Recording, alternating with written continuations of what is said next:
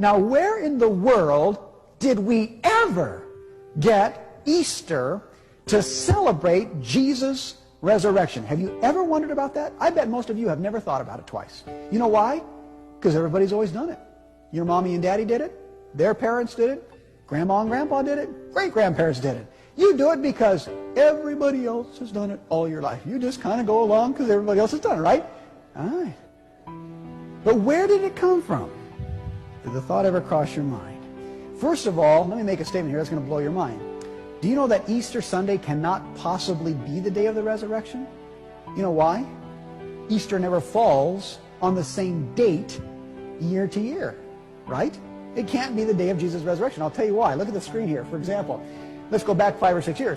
In 1996, Easter came on April the 7th. That's when you all celebrated it.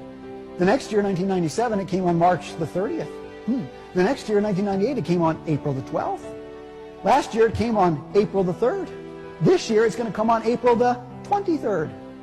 So how can you have a difference from April the 23rd clear back to March 30th? That's a difference of 23 days. How does that happen? I'll tell you how it happens. Easter is not regulated by a date.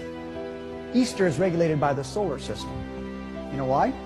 Easter always comes the first Sunday after the first full moon, after the equinox, when days and nights are equal length. You never knew that, did you? Isn't that amazing? And so all the people that are celebrating the resurrection of Jesus on Easter Sunday morning, it's just not true. It didn't happen then. Okay? But anyway, the question is, how did we ever get Easter on the first Sunday after the first full moon after the equinox? Did you ever wonder about that? I'll tell you where it comes from. Would you like to guess?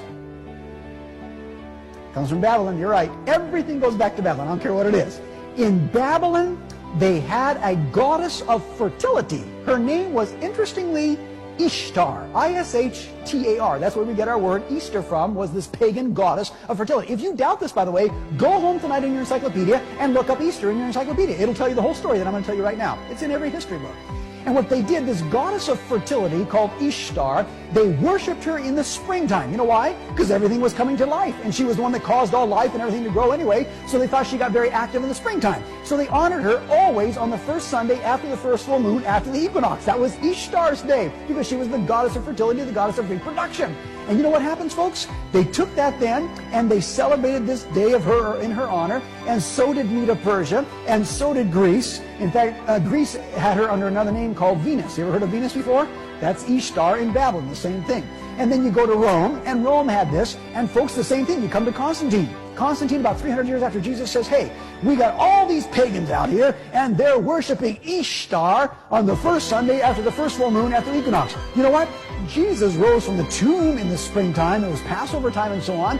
Why don't we take this Ishtar's day, and instead of giving honor to Ishtar, the giver of life and so on, Jesus is the resurrection. Jesus is the life. Why don't we start to keep this day in honor of Jesus Christ? And we could win all these pagans to Christianity. And the Christian said, that's a great idea. And so, folks, he changed Ishtar's day to Easter Day in honor of Jesus' resurrection. And then as Papal Rome again rules the entire world for the next 1,260 years, it passes that teaching on to everybody in the world, and the whole world does it, and nobody even thinks twice about it. But you all tell me, what in the world do chocolate chickies and bunny rabbits got to do with the resurrection of Jesus?